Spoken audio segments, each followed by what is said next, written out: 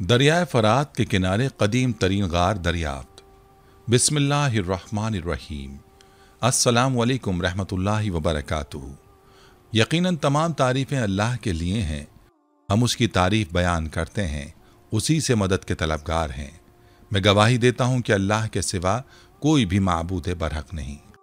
नाज़रीन, नबी करीम सल्लल्लाहु अलैहि वसल्लम ने दरिया फ़रात के बारे में जो पेशगोई की थी और जो नबी करीम सल्लल्लाहु अलैहि वसल्लम की अहादीस के मुताबिक क़यामत की सबसे बड़ी पेशगोइयों में से एक है, वो इस वक्त पूरी होने वाली है।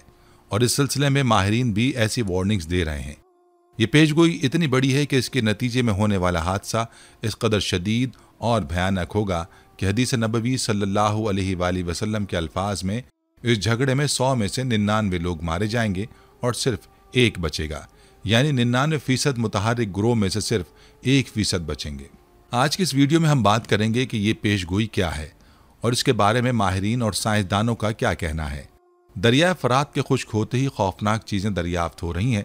दरिया की गहराई से दरियाफ्त होने वाले गारों से आने वाली भयानक आवाज़ें किसकी हैं? साइंसदानों ने इसके मुताल्लिक क्या हैरत अंगेज इंकशाफात किए हैं।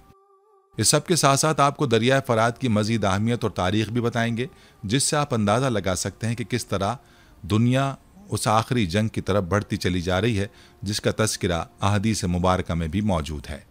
इन तमाम बातों के मुताल्लिक हम आज की इस वीडियो में बात करेंगे। लिहाजा इन तमाम बातों के मुताल्लिक जानने के लिए आपसे गुजारिश है कि वीडियो को स्किप नहीं करना और आखिर तक लाजमी देखना है। और अगर आप हमारे चैनल पर नए हैं तो सबसे पहले हमारे चैनल को सब्सक्राइब कर लें। नाज़रीन, कोहे अरारात की बर्फ पोश चोटियों से ये दरिया निकलता है। ये वही अरारात पहाड़ है जिसके बारे में कहा जाता है कि यहाँ सैयदना नूह अलैहिस्सलाम की कश्ती तूफान नूह के इख्तिताम के बाद आकर ठहरी थी। ये पहाड़ उस सिलसिला हाय कोह में वाक़ है जिसे आर्मीनियाई पहाड़ी सिलसिला कहते हैं। इस सिलसिले की सबसे बुलंद चोटी अरारात 16,854 फीट बुलंद है। यहाँ से निकलने वाले दरिया का नाम फ़रात है। इस दरिया के किनारों पर एक बहुत बड़ी तहजीब आबाद थी जिसे बाबिल की तहजीब कहते हैं। इसके एक ताकतवर बादशाह बख्त नसर ने यरूशलेम शहर की ईंट से ईंट बजा दी थी, यहूदियों का कत्लेआम किया और जो कोई हुनरमंद था उसे गुलाम बनाकर इसी फ़रात के किनारे लाकर आबाद कर दिया। यहूदी अपनी इब्रानी ज़बान में से परात और अरबी अल फ़रात कहते हैं। इस दरिया के मुताल्लिक नबी करीम सल्लल्लाहु अलैहि वसल्लम का इरशाद है कि क़यामत तब तक कायम नहीं होगी जब तक दरियाए फ़रात खुश्क ना हो जाए और इसमें से सोने का एक पहाड़ जाहिर ना हो। उस सोने के पहाड़ के लिए बहुत सारे लोग आपस में झगड़ा और जंग करेंगे और हर शख्स उस सोने के पहाड़ की मिल्कियत को हासिल करना चाहेगा। वो झगड़ा इस कदर खूनरेज होगा कि हर 100 में से 99 अफराद मारे जाएंगे और सिर्फ एक बचेगा। और अगर तुम उस सोने के पहाड़ को पाओ तो हरगिज उस लड़ाई में शामिल ना होना कि उस लड़ाई में शामिल होने वाला शख्स जहन्नुमी होगा और वो पहाड़ अल्लाह की जानिब से एक आजमाइश होगा। नाज़रीन गिरामी, यह हदीस नबवी सल्लल्लाहु अलैहि वसल्लम के अल्फाज का मफहूम और इस हदीस की रोशनी में हम देख सकते हैं कि सोने के उस पहाड़, या ज़्यादा आम फहम अल्फाज में कहें तो सोने के उस ज़ख़ीरे की मालियत कितनी ज़्यादा होगी कि तकरीबन दुनिया की हर कौम इसे हासिल करना चाहेगी और वो तमाम के तमाम लोग जो किसी भी फरीक का हिस्सा बनकर इस ज़ख़ीरे के हुसूल की लड़ाई में शामिल होंगे वो तमाम जहन्नुमी होंगे और आखिरकार सोने के उस पहाड़ को अल्लाह की जानिब से गायब कर दिया जाएगा। ये इतनी बड़ी आजमाइश होगी कि इससे अल्लाह रब्बुल इज़्ज़त के आखिरी रसूल सल्लल्लाहु अलैहि वसल्लम ने खुद दूर रहने का हुक्म दिया है। नाज़रीन, अगर हम दरियाए फ़रात की अहमियत की बात करें तो उसे तीनों मज़ाहिब यानी ईसाइयत और यहूदियत में आला मकाम हासिल है। यहाँ तक इस दरिया के बारे में एक हदीस में ये अल्फाज भी मिलते हैं कि दरियाए फ़रात दरअसल जन्नत के चश्मों में से एक चश्मा है, यानी इस दरिया का पानी साफ सुथरा और पाकीज़ा है। यही तसव्वुर ईसाइयों की किताब बाइबिल में भी है। बाइबिल के चैप्टर 16 के मुताबिक ये दरिया जन्नत के दरियाओं में से एक है और ये खुश्क होगा और दुनिया के तमाम बादशाह इस पर लड़ाई करेंगे। यानी ये पेशगोई बाइबिल में भी मौजूद है, लेकिन इस पेशगोई को ज़्यादा वजाहत और सराहत के साथ नबी करीम सल्लल्लाहु अलैहि वसल्लम ने इरशाद फरमाया है, ऐसा दरिया जो जन्नत के चश्मों में से चश्मा हो, उसका खुश्क होना अल्लाह रब्बुल इज़्ज़त की निशानियों में से एक निशानी और उसकी नाराज़गी का मजहर ही हो सकता है। और तमाम शवाहिद को देखते हुए अगर हम मौजूदा हकीकत पर गौर करें कि पिछले 30 से 40 सालों में दरियाए फ़रात बहुत तेज़ी से सुकड़ रहा है। यहाँ तक कि कुछ अर्सा पहले दरियाए फ़रात अपने असल हुजम से तकरीबन 80% तक सुकड़ चुका है। जिसकी वजह से माहिरीन की जानिब से यह खदशा जाहिर किया जा रहा है कि आइंदा आने वाले चंद सालों में बाकी मानदा दरियाए फरात भी मुकम्मल तौर पर खुश्क हो जाएगा और जिन इलाकों को यह दरिया सैराब करता रहा है वहां पे पानी की शदीद तरीन किल्लत रूनुमा होगी।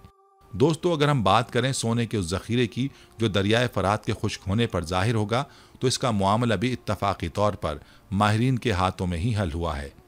वो यूं कि दरियाए फरात के सुकड़ने से मुताल्लिक तहकीक करने वाली माहिरीन की एक टीम ने दरियाए फरात के किनारे रहने वाले लोगों से इंटरव्यू किए और ये जानना चाहा कि दरियाए फरात के सुकड़ने के बाद उसके कम पानी में मौजूद कम मछलियां और दीगर अनवा जिनसे वो लोग अपनी रोजी रोटी कमाते थे, उनके कम होने से उन अफराद की जिंदगियों पर क्या असर पड़ा है। माहिरीन की हैरत की इंतहा न रही जब दरियाए फरात के किनारे बसने वाले उन खानाबदोश माहीगीर लोगों ने यह बताया कि बेशक दरिया सुकड़ रहा है और इसके अंदर मछलियां कम हो रही हैं, जिसकी वजह से मछलियों से वाबस्ता कारोबार पहले की तरह नहीं रहे, लेकिन दरियाए फरात के किनारों की रेत में आने वाला पानी सोने के ज़र्रात रखता है और ऐसा पहले कभी नहीं हुआ और ना ही हमने अपने आबा व अजदाद से ऐसा कभी सुना।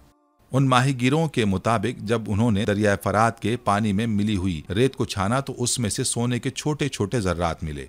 ये इशारा करता है कि दरियाए फरात के नीचे सोने का कोई बहुत बड़ा ज़खीरा है जो मदफून है, लेकिन चूंकि दरियाए फरात अपना हुजम कम होने के बावजूद भी अब भी एक दरिया ही है, इसलिए इस दरिया को मुकम्मल तौर पर खुश्क नहीं किया जा सकता और सोने के हुसूल के लिए ना ही इस दरिया को मोड़ा जा सकता है, क्योंकि इस दरिया पे करोड़ों लोगों की जिंदगियां इन्हिसार करती हैं। माहिरीन की तहकीक का मकसद तो कुछ और था, लेकिन ये इस कदर बड़ा इंकशाफ था वो इस पर तहकीक करने पर मजबूर हो गए और उनके लिए हैरत के मजीद झटके अभी भी मौजूद थे जब उन्होंने ये जाना कि इस बारे में तो अल्लाह रब्बुल इज़्ज़त की इल्हामी किताबों में पहले से पेशगोई मौजूद है।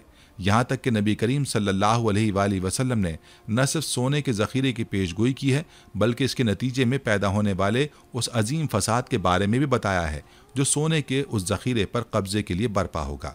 दरिया फ़रात का खुश्क होना, इसमें से सोने का एक बड़ा ज़ख़ीरा ज़ाहिर होना और उसकी मिल्कियत के लिए दुनिया की बड़ी बड़ी ताकतों का आपस में लड़ना, हदीस शरीफ के अल्फाज में इस जानिब इशारा करता है कि इसके बाद से क़यामत की फाइनल निशानियां ज़ाहिर होना शुरू हो जाएंगी और इससे हम अंदाज़ा लगा सकते हैं कि दरिया फ़रात के खुश्क होने से पहले ही दज्जाल का ज़हूर होगा और उसके साथ इमाम मेहदी अलैहिस्सलाम भी लोगों के दरमियान ज़ाहिर होंगे और इसी तरह से दरिया फ़रात के खुश्क होने से पहले ही हज़रत ईसा अलैहिस्सलाम नाजिल होंगे।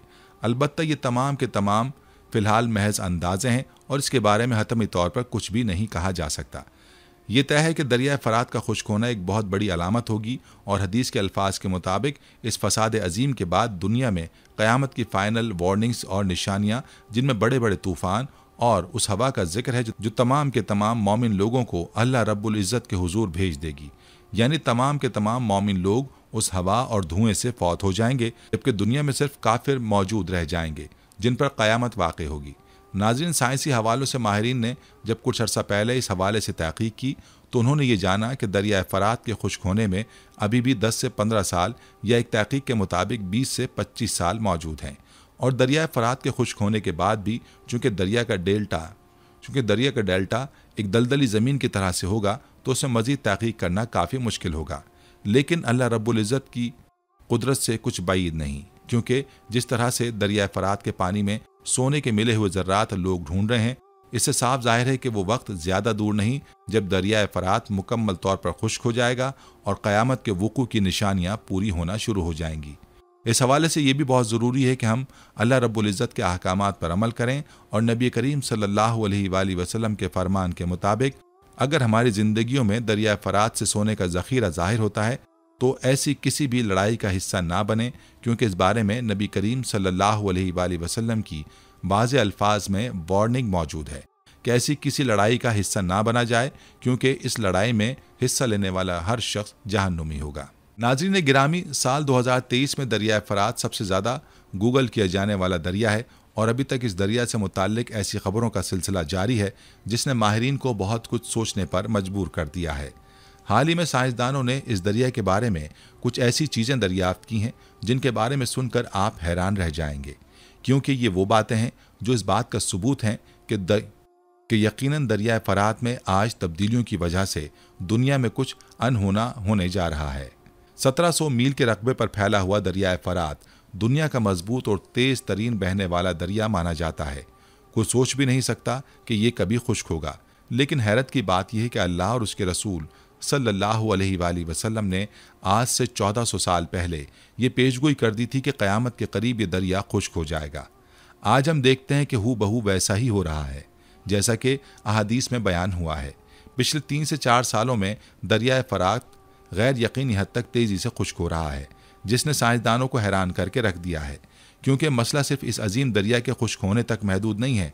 असल मसला उस वक्त सामने आता है जब इस दरिया की खुश्की से जुड़े हुए दूसरे वाक़यात के बारे में तफसीलात सामने आएंगी। नाज़रीन, सबसे पहले आपको बताते चलें कि दरिया फ़रात का खुश्क होना न सिर्फ इस्लाम बल्कि ईसाईयत में भी उतनी ही अहमियत का हामिल है। बाइबल और कुरान पाक दोनों में कई मौक़ों पर इस दरिया को लेकर गुफ्तगू और मुख्तलिफ पेशगोइयाँ की गई हैं। बाइबल के मुताबिक दरिया फ़रात के पानी का असल माखज़ जन्नत का पानी है। ये वो दरिया है जो मशरिक़ को मगरिब से अलग करता है और खुदा के अलावा ये बात कोई नहीं जानता कि कितनी सदियों से मौजूद इस अजीम दरिया ने कितनी कौमों, तहजीबों और कबीलों को अपने अंदर दफन किया है। कुरान पाक के अलावा दुनिया भर की कई मजहबी किताबों में भी इस दरिया का एक मुक़द्दस दरिया होने की हैसियत से जिक्र आ चुका है। अल्लाह ताला ने कुरान पाक में बयान किया है कि हज़रत इब्राहीम अलैहिस्सलाम को जो ज़मीन देने का वादा किया गया था उसके लिए इस दरिया को एक हद के तौर पर मुकर्रर किया गया था। इन सारी मालूमात का बुनियादी मकसद आपको ये बताना था कि दरियाए फ़रात जोग्राफियाई और साइंसी एतबार से तो अहम है ही, लेकिन इसके साथ साथ इसकी मजहबी अहमियत से भी इनकार नहीं किया जा सकता। कुरान पाक के अलावा पुरानी से पुरानी मजहबी किताब में भी इस दरिया का जिक्र मिलता है, जिससे ये साबित होता है कि जब से ये ज़मीन वजूद में आई है तब से ये दरिया मौजूद है और कुछ सालों पहले तक अपनी इसी तेज़ी और रवानगी के साथ बहता रहा है। लेकिन पिछले 3-4 सालों में ये दरिया खुश्क होता होता अब मुकम्मल तौर पर सूख चुका है और इसके सूखने की वजह से कई अनहोने वाक़यात रूनमा हो रहे हैं जो इस दरिया को मज़ीद पुरअसरार बना रहे हैं। नाज़रीन, दरिया के बड़े बड़े खुश्क हिस्सों का खुसूसी जायज़ा लिया गया और रिपोर्ट्स में आया कि यहाँ से कई किस्म की ऐसी चीज़ें दरियाफ्त हुई हैं जिनके बारे में यकीन करना मुश्किल हो जाता है। ख़ास तौर पर अक्टूबर 2020 में एक अरब न्यूज़ चैनल ने दरियाए फ़रात के साहिलों पर बसने वाले लोकल लोगों के इंटरव्यूज़ किए। उन्होंने जो इंकिशाफात किए हैं वो सुनकर आप हैरान रह जाएंगे। बहुत से लोगों का कहना था कि उनके घरों से कई अशिया अचानक से गायब हो जाती और फिर कुछ दिनों बाद अचानक से मिल भी जाती, लेकिन जब ये अशिया मिलती हैं तो ये ज़्यादातर जली हुई और ख़राब हालत में मिलती हैं। सबसे ज़्यादा शॉकिंग मिस्ट्री इस दरिया में मौजूद गहरी सियाह गारें हैं जो कि दरिया की बिल्कुल गहराई में मौजूद थीं। ईसाई मज़हब के पैरोकारों का कहना था कि ये गार सदियों से शैतानों का घर बना हुआ है और ये नज़रिया दरियाए फ़रात के किनारे बसने वालों की कहानियों से काफ़ी मिलता जुलता दिखाई देता है, जिसमें वो कहते हैं कि उनके घरों की चीज़ें गायब हो जाती हैं और उन्हें अजीब व गरीब आवाज़ें भी सुनाई देती हैं। इसी तरह से उनके एक और फ़िरक़े के मुताबिक उन गारों में कुछ फ़रिश्तों को क़ैद किया गया है जो मदद के लिए पुकारते रहते हैं।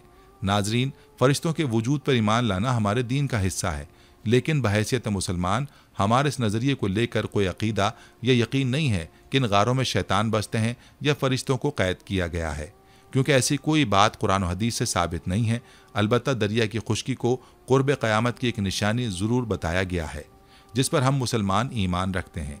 दूसरी जानिब मजहबी पेशवाओं से हटकर साइंसदानों की तहकीकात को सामने रखा जाए तो उन आवाज़ों से मुताल्लिक उनका नज़रिया बिल्कुल अलग है। साइंसदान जब समंदरी ज़िंदगी का मुताला करते हैं तो उसमें उनके लिए सबसे ज़्यादा दिलचस्पी का बायस आवाज़ें ही होती हैं जिन्हें वो मुख्तलिफ साइंसी टूल्स की मदद से रिकॉर्ड करते हैं।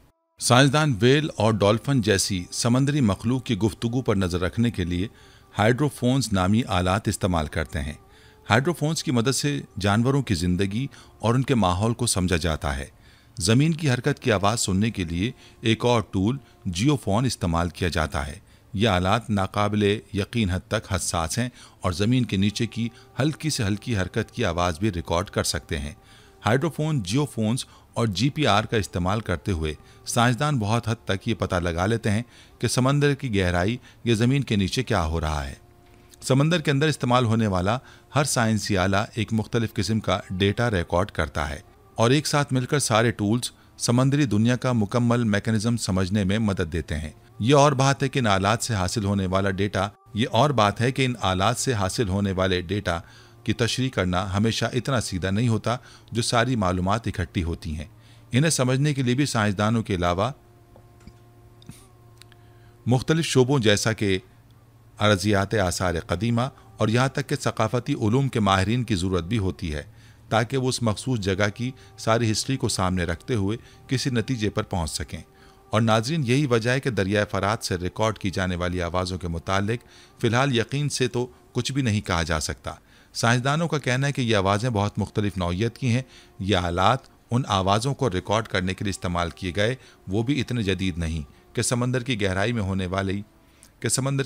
होने वाली मुसलसल तब्दीलियों को भी नोट कर सकें।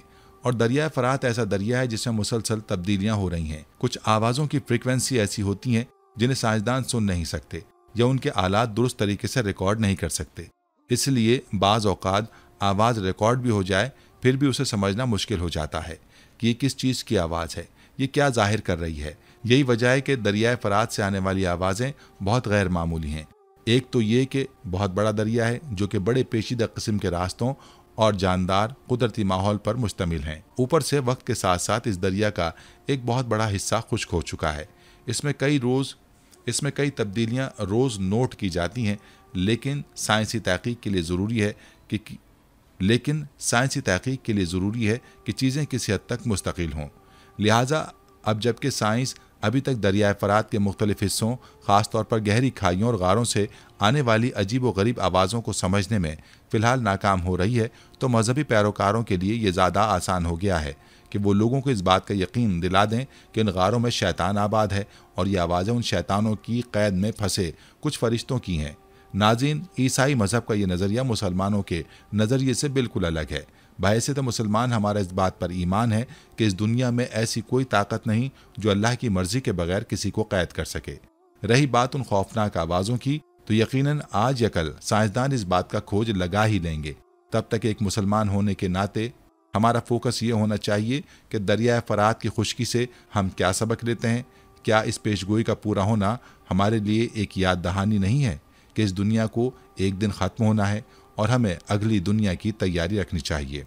नाज़रीन, यहाँ आपको दरिया फरात की मज़ीद अहमियत और तारीख़ बताते चलें, जिससे आप अंदाज़ा लगा सकते हैं कि किस तरह दुनिया इस आखिरी जंग की तरफ बढ़ती चली जा रही है, जिसका तज़किरा अहादीस मुबारका में भी मौजूद है। नाज़रीन, ये दरिया तुर्की से गुजरता हुआ अरफा के शहर के पास शाम के इलाके में दाखिल होता है। अरफा वही शहर है जहाँ सैयदना इब्राहीम अलैहिस्सलाम को नमरूद ने आग में फेंका था और आग अल्लाह के हुक्म से सर्द हो गई थी। आज भी बुलंद पहाड़ पर वो दो सुतून ईस्तादा हैं जिनसे बांधकर हज़रत इब्राहीम अलैहिस्सलाम को मंजनीक नुमा बड़ी गुलैल से नीचे जलाई गई बुलंदियों को छूती हुई आग में उछाला गया था। आज उसी आग वाली जगह एक खूबसूरत तालाब है जिसमें रंग बिरंगी मछलियां तैरती होती हैं। लातादाद अहम वाक़यात का शाहिद है। उन्हीं दिनों दरियाओं के दरमियान दुनिया की कदीम तरीन तहजीब मेसोपोटामिया आबाद थी जो 3000 साल कबल मसीह से भी पुरानी है। इसी दरिया के किनारे किनारे हज़रत इब्राहीम अलैहिस्सलाम ने अपना सफ़र शुरू किया। मक्का की वादी में खाने काबा को उसकी बुनियादों पर उस्तवार किया। सैयदा हाजरा और हज़रत इस्माइल अलैहिस्सलाम के हवाले से ये मुक़द्दस सरज़मीन की और ख़ुद यरूशलेम में चले गए। सैयदा हाजरा और हज़रत इस्माइल अलैहिस्सलाम के हवाले ये मुक़द्दस सरज़मीन की और ख़ुद यरूशलेम चले गए, जहाँ आज भी अल खलील में उनका मज़ार है। इस पूरे सफ़र के हर शहर और इलाके को यहूदी मुक़द्दस मानते हैं और उसे वापस हासिल करके आखिरी ज़माने में कायम होने वाली आलमी यहूदी सल्तनत में शामिल करना चाहते हैं। इसी फ़रात और दजला के दरमियान वाक़े डेल्टा में कादसिया की जंग हुई थी, जहां अपने ज़माने के आलमी क़ुव्वत ईरान सैयदना उमर फ़ारूक रज़ी अल्लाह अन्हु के ज़माने में अरब के बादिया नशीन मुसलमानों के हाथों ज़िल्लत आमेज़ शिकस्त का शिकार हुई थी। ये दरिया जो शायद इब्तिदाए आफरीनिश से बहता चला आ रहा है, गुज़िश्ता एक सदी से एक मुसलसल कशमकश और क़ुव्वत व ताकत की मडभेड़ देख रहा है। ये कशमकश उस वक्त से शुरू हुई जब उसके किनारों पर मौजूद मैदानों और सहराओं में तेल दरियाफ्त हुआ। शाम में दीरुल ज़ुरूर के तेल के चश्मे दरिया फ़रात के दोनों किनारों पर वाक़ हैं। यहाँ से रोज़ाना 3,85,000 बैरल तेल निकाला जाता है, जबकि इराक़ के तेल के कुएं दजला और फ़रात दोनों दरियाओं के आसपास फैले हुए हैं और उसके पास 140 अरब बैरल का जखीरा मौजूद है। ये तेल गुज़िश्ता 100 बरस से अब सिर्फ तेल नहीं रह गया, बल्कि कागजी करेंसी की मालियत मुतय्यन करने के लिए सोने का सबसे बड़ा मुतबादिल है। गोया ये आज के दौर में वही हैसियत रखता है जो रसूल अकरम सल्लल्लाहु अलैहि वसल्लम के ज़माने में सोने की थी। इसी सोने की तशबीह देते हुए रसूल अकरम सल्लल्लाहु अलैहि वसल्लम ने फ़रात के किनारों का जिक्र किया है। आप सल्लल्लाहु अलैहि वसल्लम ने फरमाया, अनकरीब दरियाए फ़रात से सोने का पहाड़ नमूदार होगा। जब लोग उसके बारे में सुनेंगे तो उसकी तरफ चल पड़ेंगे, और जो पहाड़ के पास होंगे वो कहेंगे कि अगर हमने इसे छोड़ दिया तो दूसरे लोग इसे ले जाएंगे। आप सल्लल्लाहु अलैहि वसल्लम ने फरमाया, फिर उस खजाने को हासिल करने के लिए लोग लड़ेंगे और 100 में से 99 कत्ल हो जाएंगे। सही मुस्लिम किताबुल फितन, नईम बिन हम्माद। यह उस जंग का आगाज़ और इख्तिताम के बारे में भी हदीस सही मुस्लिम और नईम बिन हम्माद की किताब अल फितन में ही मिलता है। जाबिर बिन अब्दुल्लाह रज़ियल्लाहु अन्हु से रिवायत है कि हुजूर नबी करीम सल्लल्लाहु अलैहि वसल्लम ने फरमाया, वो वक्त करीब है जब इराक वालों के पास नफ़ीर यानी गल्ला और दिरहम पैसे न आए। हमने अर्ज़ किया, क्या सबब है? तो आप सल्लल्लाहु अलैहि वसल्लम ने फरमाया, अजम, गैर अरब, ईरानी रोक लेंगे। फिर कुछ देर खामोश रहने के बाद कहा कि वो वक्त भी करीब है जब अहले शाम पर भी पाबंदी लगा दी जाएगी। पूछा गया, ये पाबंदी किस तरफ से होगी? आप सल्लल्लाहु अलैहि वसल्लम ने फरमाया, अहले रोम, मगरिब वालों से। फिर थोड़ी देर खामोशी के बाद इरशाद फरमाया, मेरी उम्मत में खलीफा होगा जो लोगों को माल लपालप भर कर देगा और शुमार नहीं करेगा। उसके बाद आप सल्लल्लाहु अलैहि वसल्लम ने कसम खाई और फरमाया, अल्लाह की कसम जिसके कब्ज़े में मेरी जान है, इस्लाम यकीनन अपनी पहली हालत की तरफ लौटेगा जिस तरह के इसकी इब्तिदा मदीने से हुई थी। सही मुस्लिम। यानी फ़रात पर सोने के पहाड़ के लिए होने वाली जंग 100 में से 99 अफराद की जान ले लेगी और उसके बाद इमाम मेहदी या खलीफा मेहदी मुसलमानों की क़यादत करेंगे। उस जंग का आगाज़ उस वक्त से हो गया था जब 1912 में तेल दरियाफ्त हुआ तो खिलाफत उस्मानिया ने टर्किश ऑयल कंपनी बनाई। उसके ठीक 4 साल बाद 6 नवंबर 1916 को बरतानिया ने इराक से जंग का आगाज़ किया और 1917 में बगदाद पर कब्जा कर लिया। हिजाज में अंग्रेज़ों का साथ देने वाले शरीफ मक्का हुसैन बिन अली के बेटे फैसल को फ़रात व दजला की सरजमीन का सरबराह बना दिया गया। 1932 में इराक को आज़ाद किया गया तो 3 साल बाद 1935 में फ़रात के किनारे एक बहुत बड़ी शिया सुन्नी लड़ाई शुरू हो गई जो 1 साल चलती रही और हज़ारों इंसानों की जानें ले गईं। दूसरी जंग अजीम शुरू हुई तो एक अरब कौम परस्त रशीद आली अकलानी ने जर्मनी की मदद से बगावत कर दी और इराक पर कब्जा कर लिया।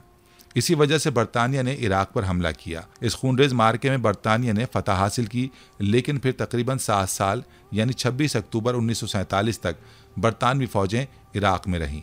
उस वक्त से लेकर आज तक ये खित्ता मुसलसल हालत जंग में रहा है। बैरूनी हमलावर ना भी थे तो आपस में कभी शिया सुन्नी मार्के और कभी कौम परस्त अरब या दीगर कुर्द कौम परस्त हुकूमत से उलझते रहे और फ़रात के किनारे इंसानों का खून बहता रहा। इसराइल के साथ भी 2 जंगें हुईं, 1948 में और दूसरी 1967 में। दोनों जंगों में दरिया फ़रात पर आबाद लोगों ने ज़िल्लत आमेज शिकस्त खाई। 1980 से 1988 तक चलने वाली ईरान इराक जंग 10 लाख इंसानों का नजराना ले गई। सद्दाम हुसैन का इराक पहले सोवियत यूनियन की सियासत का अखाड़ा था और उसके पड़ोसी ईरान पर खित्ते का अमरीकी थानेदार रज़ा शाह पहलवी बरसरे इक़्तिदार था। लेकिन आयतुल्लाह खुमैनी के ईरानी इनकलाब ने पूरे खित्ते में वफादारियों की बिसात उलट कर रख दी। फ़रात के किनारे आबाद सद्दाम हुसैन के इराक ने ईरान को कमज़ोर जाना और उस पर जंग मुसल्लत कर दी। उस 8 साला जंग में 10 लाख लोग लुक़मा अजल बन गए।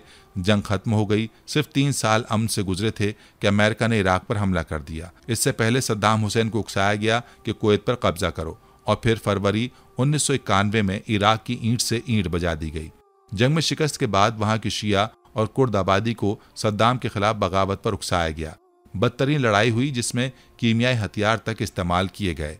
अक़वाम मुत्तहिदा ने वहाँ के कुर्दों के लिए एक महफूज इलाका मखसूस किया जिस पर इराक के तैयारों की परवाज ममनू कर दी गई। इस हद तक पाबंदी लगा दी गईं कि दवाइयाँ तक रोक ली गईं। एक अंदाजे के मुताबिक 20 लाख बच्चे सिर्फ दवा न मिलने से मौत की आगोश में चले गए। बदनाम ज़माना तेल के बदले खुराक प्रोग्राम शुरू हुआ और दुनिया भर का करप्ट माफिया इराकियों का तेल औने पौने दामों खरीद कर उन्हें खुराक बाहम पहुँचाता रहा। इस सारी सूरत हाल और मुआशी पाबंदियों के दरमियान दिसंबर 1998 में अमेरिका और बरतानिया के जंगी जहाज़ों ने इराक के ठिकानों पर इसलिए हमला कर दिया कि उन्हें शक था कि वहाँ कीमियाई हथियार मौजूद हैं। 11 सितंबर 2001 के बाद दुनिया बदली तो फरात का ये किनारा एक दफ़ा फिर लहू रंग हो गया। मार्च 2003 में अमेरिका ने इराक पर हमला कर दिया और फिर सद्दाम की 7 लाख फौज चश्मे ज़दन में गायब हो गई। बीच चौराहे पर लगा सद्दाम का मुजस्समा अमरीकी फ़ौजियों ने गिराया और बगदाद के तख्त पर हुकूमत के लिए एक गवर्निंग काउंसिल बना दी। उस दिन से दिसंबर 2005 तक अमरीकी अफवाज अलकायदा और दहशतगर्दी के नाम पर बगदाद में कत्लेआम करती रहीं। नाज़रीन, कैसी कैसी कहानियाँ हैं जो उस दौर में मंजर आम पर आईं। अबू गरीब जेल में इंसानों पर कुत्ते छोड़ने से लेकर जिनसी ज़्यादतियों तक सब कुछ हुआ। फलूजा, मौसल और किरकुक के शहरों को बार बार मुहासरे में लेकर दहशतगर्दों की तलाशी के नाम पर आम शहरी तशद्दुद और कत्ल व गारत का निशाना बनाए गए।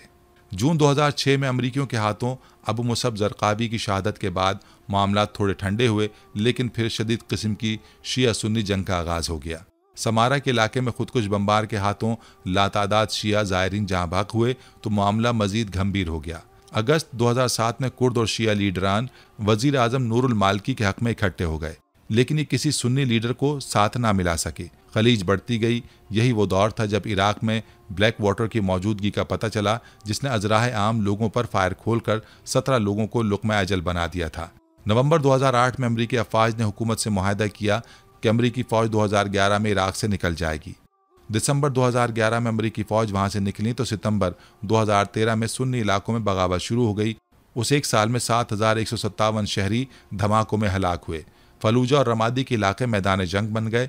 अलम्बार सूबे और मौसल के इलाकों से इमारात इस्लामी के नाम पर दाइश का आगाज़ हुआ और उसी दरियाए फ़रात के किनारे किनारे उन्होंने इराक और शाम के इलाकों में अपनी हुकूमत का ऐलान कर दिया। दाइश के ख़तरे के बाद सितंबर 2014 में शिया रहनुमा हैदर अलीबाद ने सुन्नियों और कुर्दों को साथ मिलाकर हुकूमत कायम की। अगले 3 साल तक इस्लामी इमारात यानी दाइश के ख़िलाफ़ जंग के साल थे, लेकिन इसके साथ साथ एक और तूफ़ान ने पूरे मशरिक़ वुस्ता को घेर लिया, जिसे अरब बहार कहते हैं। यह आज़ादी, जमहूरियत और हुकूक की जिद्दोजहद के नाम पर अरब ममालिक पर कायम कई दहाइयों की आमरीतों के ख़िलाफ़ एक तहरीक थी जो तकरीबन हर मुल्क में अचानक उठ खड़ी हुई। ट्यूनिस के ज़ैनुल आबिदीन अली के 24 साल इक़्तिदार के ख़ात्मे से लेकर मिस्र में हुस्नी मुबारक की रुखसती और मुर्सी की हुकूमत और फिर माजूली तक इस तहरीक ने बहुत रंग बदले, लेकिन इसका असल मार्का शाम की सरजमीन और खुसूसन इसी फ़रात के किनारे आज भी बरपा है। गुज़िश्ता 8 बरसों से ये सरजमीन मुसलमानों के खून से रंगीन हो रही है। दमिश्क से हलब, अदलब, रक़ा, मौसल, बगदाद, फलूजा, हर जगह बशारुल असद के मुकाबिल अरब जिहादी गुरोहों और ईरानी सरपरस्ती वाली मलेशियाओं के दरमियान एक जंग बरपा है। दरिया फ़रात 8 लाख मुसलमानों के खून से रंगीन हो चुका है। 10 लाख यतीम उर्दून और सऊदी अरब के अलावा शाम और तुर्की के बॉर्डर पर मौजूद कैंपों में ज़िंदगी गुजार रहे हैं। 60 लाख लोग हिजरत करके दुनिया भर के ममालिक में बेयारो मददगार पड़े हैं। फ्रांस की मशहूर सड़क शांज़ेलीज़े पर अगर आपको किसी कोने में कोई हिजाब वाली औरत अपने प्यारे प्यारे बच्चों के साथ भीख मांगती मिले तो जान लें ये वो शाम से दरबदर होकर यहाँ पहुँची है। जर्मनी, नॉर्वे, फ्रांस, स्पेन और इटली के शहरों में सख्त सर्दी के आलम में पुलों के नीचे यही शामी मुसलमान हैं जो कत्ल होने के खौफ से यहाँ आ निकले हैं। सिर्फ तुर्की में 40 लाख मुहाजिरीन हैं। इन सब हिजरत ज़दों का इलाका फ़रात का किनारा है। दीर अल ज़ौर हो या हलब, फलूजा हो या मौसल, हर जगह सिर्फ और सिर्फ कत्ल व गारत नज़र आती है। लबनान के बैरूत से लेकर ईरान के सरहदी इलाके अर्दबेल तक ये खित्ता आज एक बहुत बड़ी जंग की आग में झोंका जा चुका है, जिसका इशारा रसूल अकरम सल्लल्लाहु अलैहि वसल्लम ने फरमा दिया था। कासिम सुलेमानी की अमरीकियों के हाथों शहादत बड़ा वाक़या है। ये वाक़या इस पूरे खित्ते को उस जंग की तरफ ले जा चुका है जिसका इशारा रसूल अकरम सल्लल्लाहु अलैहि वसल्लम ने फरमाया था। हज़रत काब रज़ी अल्लाह अन्हु से रिवायत है कि आप सल्लल्लाहु अलैहि वसल्लम ने फरमाया, मशरक़ी समंदर दूर हो जाएगा और उसमें कोई कश्ती भी न चल सकेगी, चुनाचे एक बस्ती वाले दूसरी बस्ती में ना जा पाएंगे। इब्न माजा। ये इशारा आबनाए हरमस की तरफ है जो तकरीबन 21 मील चौड़ी है, लेकिन उसमें से सिर्फ 2 मील चौड़ाई ऐसी है जहाँ से जहाज़ गुजर सकते हैं। अगर ईरान उन 2 मीलों को अपने मिसाइल से निशाने पर रखता है तो क्या होगा? अरब से जाने वाला तेल रुक जाएगा, लेकिन अमेरिका ने ये चाल सोच समझ कर चली है। अमेरिका और यूरोप अब यहाँ से तेल नहीं खरीद रहे। अमेरिका तो एक कतरा भी यहाँ से नहीं लेता। यूरोप का तेल रूस और नॉर्वे से आता है। इस बंदरगाह को बंद करने से चीन और जापान का तेल रुक जाएगा। चीन और जापान एक दूसरा रास्ता भी इख्तियार कर सकते हैं, जो यमन की बंदरगाह अदन के साथ बहीरा अहमर में है, और जापान ने अपनी फौज वहां उतार दी है, लेकिन वहां भी हौसी बागियों की वजह से खतरनाक सूरत हाल है। ईरान इसके जवाब में लबनान, शाम, यमन, मुत्तहदा अरब इमारात, सऊदी अरब और इराक में अमरीकी अहदाफ को निशाना बना सकता है। ऐसा करने से अमेरिका का कुछ नुकसान ना होगा, लेकिन उन तमाम मुल्कों और ईरान के दरमियान एक ना खत्म होने वाली जंग शुरू हो सकती है। ये जंग मुसलमानों के गुरोहों के दरमियान होगी। यही वजह है कि रसूल अकरम सल्लल्लाहु अलैहि वसल्लम ने ख़ास तौर पर फरात के किनारे सोने के पहाड़ पर जंग के सिलसिले में उम्मत को खबरदार किया था। और आप सल्लल्लाहु अलैहि वसल्लम ने फरमाया, जल्द ही वो वक्त आएगा जब दरियाए फरात में सोने का पहाड़ नमूदार होगा, बस जो शख्स उस वक्त मौजूद हो उस खजाने में से कुछ ना ले। सही मुस्लिम। लेकिन शायद हम मुसलमानों में से दोनों गुरोहों बाज ना आए, इसलिए आप सल्लल्लाहु अलैहि वसल्लम ने फरमाया, सबसे पहले फारस वाले हलाक होंगे और फिर उनके पीछे अरब वाले। किताबुल फितन, नईम बिन हम्माद। इस आग से दूर रहो, उस आग से दूर रहो, उस जंग से अलहदा हो जाओ। ये सिर्फ मुसलमानों का ही आपस में खून बहाएगी। अल्लाह रब्बुल इज़्ज़त से दुआ है कि हमें और हमारे ईमान को कभी किसी ऐसी आजमाइश से महफूज रखे। अल्लाह रब्बुल इज़्ज़त से दुआ है कि हमें और हमारे ईमान को ऐसी किसी भी आजमाइश से महफूज रखे और हमें सीधी राह पर चलते हुए ईमान की सलामती के साथ अपने हुजूर पेश होने का मौका अता फरमाएं। आमीन। नाज़रीन, ये थी हमारी आज की वीडियो। हम उम्मीद करते हैं कि आपको हमारी आज की ये वीडियो ज़रूर पसंद आई होगी। अगर आपको हमारी आज की ये वीडियो पसंद आई है तो आपसे गुजारिश करते हैं कि आप हमारे चैनल को ज़रूर सब्सक्राइब कर लें और साथ ही लगे बेल के बटन को भी प्रेस कर लें, ताकि आपके पास हमारी आने वाली मज़ीद मालूमाती वीडियोज़ का नोटिफिकेशन बर वक्त मिलता रहे। सब्सक्राइब के साथ साथ हमारी वीडियोज़ को लाइक भी करें और अपनी कीमती राय का इजहार कमेंट्स में ज़रूर करें। कमेंट्स में आप अपने सवालात भी हम तक पहुँचा सकते हैं। अल्लाह ताला आपको अपने हिफ्ज़ अमान में रखे। आमीन। आखिर में प्यारे दोस्तों, हर वीडियो के इख्तिताम में हमने एक दुआ का सिलसिला शुरू किया हुआ है। जो भी इस दुआ में शामिल होगा, मेरा दावा है कि अल्लाह पाक उसकी तमाम जायज़ हाजात को पूरा करेंगे। अपनी दुआ का आगाज़ दुरूद इब्राहिमी से करते हैं। आप सब दोस्त और बहनें पहले मेरे साथ मिलकर दुरूद पाक पढ़ लें और कमेंट्स में आमीन लाजमी लिखिएगा। अल्लाह पाक उस आमीन को लिखने की बरकत से आपकी और मेरी तमाम जायज़ हाजात को पूरा फरमाएंगे। दुआ का आगाज़ करते हैं।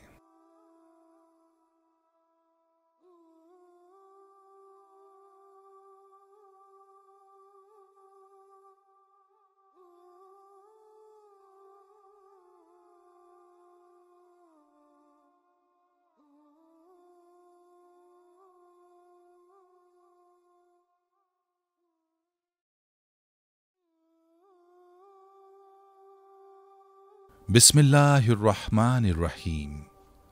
अल्लाहुम्मा सल्लि अला मुहम्मदिन व अला आलि मुहम्मदिन कमा सल्लैता अला इब्राहीम व अला आलि इब्राहीम इन्नका हमीदुम मजीद। अल्लाहुम्मा बारिक अला मुहम्मदिन व अला आलि मुहम्मदिन कमा बारकता अला इब्राहीम व अला आलि इब्राहीम इन्नका हमीदुम मजीद।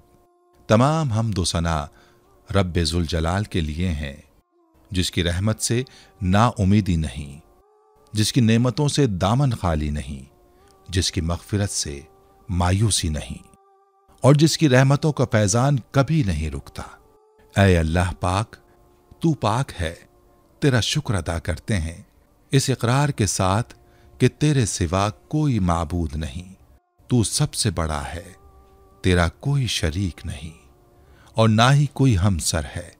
ज़मीन व आसमान पर जितने भी मखलूक़ात हैं, तू सबका मालिक है और तू ही सबका पालने वाला है। ऐ अल्लाह पाक, बिलाशुबा तू हमसे मोहब्बत करता है। यही वजह है कि तूने हमें ईमान की दौलत से नवाजा और हमें अपने महबूब सल्लल्लाहु अलैहि वसल्लम का उम्मती बनाया। या अल्लाह, अपने प्यारे हबीब पाक सल्लल्लाहु अलैहि वसल्लम के सदक़े हमारी जिंदगियों को पुरसुकून और आसान बना दे। या इलाही, हम सब के गुनाह मुआफ फरमा दे, हम सबको आबिद और सहर खेस बना दे, हम पर राज़े शौक़ आश्कार कर दे, हमें गुलामी मुस्तफ़ा सल्लल्लाहु अलैहि वसल्लम से सरफराज फरमा दे। हमारे दिलों की वीरान बस्ती को अपनी रहमत से आबाद कर दे और हमें उस रास्ते पर हमेशा कायम रख जो नबी पाक सल्लल्लाहु अलैहि वसल्लम ने बतलाया है। या अल्लाह पाक, हम सबको सच्चे दिल से तौबा करने की तौफीक अता फरमा दे। ऐ रब्बे रहीम, हम गुनाहों की दलदल में डूब गए हैं, हम बदकारियों की मस्तियों में गिर पड़े हैं, हम मायूसियों के अंधेरों में भटक रहे हैं, रहमत इलाही से खुद ही रूठ गए हैं। ऐ अल्लाह, हम निदामत के आंसुओं से ना आशना हैं, हम एक सच्ची तौबा के तलबगार हैं। ऐ अल्लाह पाक, अपनी रहमत से हमें वो सच्ची तौबा अता फरमा। ऐ परवरदिगार, हमें, हमारे वालिदैन को, हमारे अहल अयाल को, हमारे आबा व अजदाद और हमारी आने वाली नस्लों को अपनी आफियत अता फरमा। हम सबको बेहिसाब रिज़्क़ अता फरमा, हम सबको हासिदों के हसद से बचा।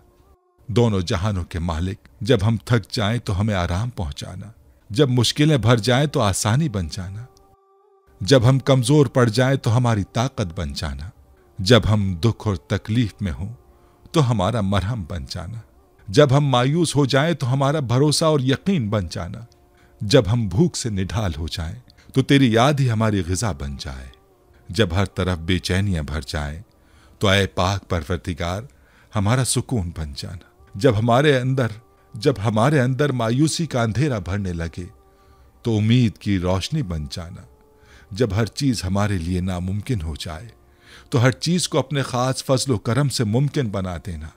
ऐ अर्ज़ो समा के मालिक, तू गफूर है, तू रहीम है, हम सब की तौबा कबूल करना, हमारे सगीरा कबीरा गुनाहों को धो दे, हमारे दिलों को हिदायत अता फरमा, हमारी जुबान को दुरुस्तगी और नरमी अता फरमा, हम सबको गुनाहों से बचा और नेक अमाल करने की तौफीक अता फरमा। ऐ अल्लाह, जिस तरह तू बारिश बरसाकर सूखी जमीन की प्यास बुझाता है, उसी तरह अपनी रहमत से हमारे दिलों को भी सैराब कर दे। बेशक तू बड़ा मेहरबान और निहायत रहम करने वाला है। ऐ परवरदिगार, हम सबको हर उस नेमत से सरफराज फरमा जिसमें हमारे लिए खैर व बरकत हो, इज्जत व वक़ार हो, राहत व सुकून हो, सेहत और तंदुरुस्ती हो, तरक्की हो, खुशहाली हो और दुनिया और आखिरत की भलाई हो। ऐ हमारे अल्लाह, हमारी जिंदगियों को मोहब्बत का उन्मान बना दे कि हम सबसे ज्यादा तुझसे मोहब्बत करें, तुझको फौकियत दें, तेरी इबादत करें, तेरा हुक्म मानें, तेरे बताए हुए रास्ते पर चलते रहें, यहां तक कि हमारी जिंदगी तमाम हो जाए और तू हमें अपने नूर से ढांप ले, वो नूर जो हमारे सीने को मुनव्वर कर दे, वो नूर जो कब्र को रोशन कर दे, वो नूर जो पुले सिरात पर रोशनी बन जाए। ऐ हमारे रब, हमको भी उन खुश नसीबों में शामिल फरमा जिनकी तौबा तू कबूल करता है, जिनके गुनाहों को तू अपने फजलो करम और रहमत से नेकियों में तब्दील करता है। या अल्लाह, हमारे पास कोई अमल नहीं है, हमें सिर्फ तेरी रहमत का आसरा है। ऐ परवरदिगार, हमें अपनी रहमत में ढांप ले। ऐ बुलंदियों के बादशाह, ऐ रब्बे कायनात, हमारे दिल और हमारे कदम अपनी रजा की तरफ फेर दे। या अल्लाह, हमें वो अक्ल दे जो तस्लीम और रजा में जाए, हमें वो दोस्त दे जो मंजिल तक हमारा साथ दें, हमें वो निस्बतें अता कर जो तुझे मंजूर हैं। या अल्लाह, अपने महबूब पाक सल्लल्लाहु अलैहि वसल्लम की हमारे दिलों में मोहब्बत अता फरमा। या इलाही, इस दौर में और आने वाले दौर में हम सब पर मेहरबानी फरमाना। या अल्लाह, हमारे दिलों को गफलत से दूर कर दे और हमको आखिरत की तैयारी की फिक्र अता फरमा। इस दुनिया में और इस जिंदगी में अपने नबी पाक सल्लल्लाहु अलैहि वसल्लम का ताबेदार और मती हमको बना दे ताकि क़यामत में जिल्लत और रुसवाई ना हो। या अल्लाह, अपने मोमिन और मुखलिस बंदों के साथ हमारा हशर फरमाइए और दोज़ख के अजाब से हम सबको अपनी पनाह में रखना। ऐ पाक परवरदिगार, हमको आमाल सालिहा की तौफीक अता फरमा और अपनी रहमत से हमसे वो काम ले जिससे तू राजी हो और उन सब कामों से बचा ले जिनसे तू नाराज हो। या अल्लाह, शैतान की गुमराहियों से हम सबको कामिल तौर पर महफूज रख। ऐ रब्बे करीम, हमारे हाथ तेरे सामने फैले हैं, इनको अपनी शान के मुताबिक खैर और बरकत और दुनिया और आखिरत की हर तरह की भलाई और कामयाबी से भर दे। ऐ अल्लाह, हमें हर वो चीज अता फरमा जिसकी हमें जरूरत है। अल्लाह पाक, हमें अपने सिवा किसी का मोहताज ना फरमाना। ऐ बहुत बड़ी शान वाले, हमें बाइज्जत और बेहतरीन सेहत के साथ उम्र तवील अता फरमाना और हमेशा अपने हिफ्ज़ व अमान में रखना। या अल्लाह, खाविंद और बीवी को एक दूसरे के हुकूक अदा करने की तौफीक अता फरमा। औलाद को वालिदैन का फर्मा बरदार बना दे। भाई भाई से नाराज हैं, इनकी आपस की नफरतें खत्म कर दे। ऐ मालिक, जो बच्चे बिगड़े हुए हैं उनको राह रास्त पर चलने की तौफीक अता फरमा। ऐ अल्लाह, हमने जिन लोगों के हुकूक देने हैं या हमने जिनकी गीबत या चुगली की है, उन्हें अपनी बारगाह में से इतना दे और ऐसी जज़ा और सवाब से नवाज दे कि रोज़े क़यामत हमसे बदला लेने की तरफ तवज्जो ही ना हो। ऐ पाक परवरदिगार, हमारे वालिदैन को सलामत रख, सेहत और तंदुरुस्ती के साथ तमाम ज़ौजैन में मोहब्बत बनाए रख, जिनके दरमियान नाराजगी है उसे दूर कर दे। या इलाही, जो बे औलाद हैं, औलाद की नेमत के लिए तड़पते हैं, उन्हें नेक और सालेह औलाद अता फरमा। जिनकी शादियां नहीं हुई हैं, जो बेटे बेटियां रिश्तों की आस लगाए बैठे हैं, अपने गैब के खजानों से ऐसे वसीले और रास्ते बना कि उन सबको नेक शरीक हयात मिले। या अल्लाह, जो मुसलमान परेशान हाल हैं, मुसीबत में हैं, अपनी लामहदूद रहमत और मेहरबानी से उनकी तमाम परेशानी, मुश्किल, मुसीबत और तंगी को दूर फरमा दे। ऐ अर्ज़ व समा के मालिक, हमारी टूटी फूटी दुआओं को ना देख, हमारा तुझ पे जो यकीन कामिल है उसको देख और आज हमारी तमाम दुआओं को, हाजतों को पूरा कर दे। हमें ऐसी मुआफ़ी दे दे जिसके बाद गुनाह से नफरत हो जाए। हमें ऐसी हिदायत अता फरमा जिसके बाद गुमराही ना हो। हमें ऐसी कामयाबी अता फरमा जिसके बाद नाकामी ना हो। हमें ऐसी इज्जत अता फरमा जिसके बाद कोई जिल्लत ना हो। हमें ऐसी खुशियां अता फरमा जिसके बाद तकब्बुर ना हो। हमें ऐसी रजा दे जिसके बाद तेरी नाराजगी ना हो। ऐसी रहमत अता फरमा जिसके बाद अजाब ना हो। ऐसी औलाद से नवाज दे जो नेक और बाइस इज्जत हो। ऐसा रिज़्क़ अता फरमा जो हलाल और बाबरकत हो और ऐसी मौत अता फरमा जो बाइस मग़फ़िरत हो। ऐ अल्लाह, हमारी मग़फ़िरत फरमा दे, हमारे माँ बाप की मग़फ़िरत फरमा दे।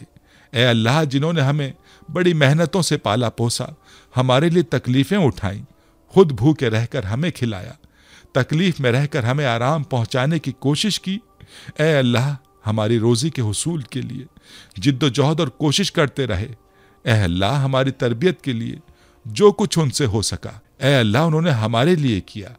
ऐ अल्लाह, हमारी तरफ से हमारे वालिदैन को जज़ाए खैर अता फरमा।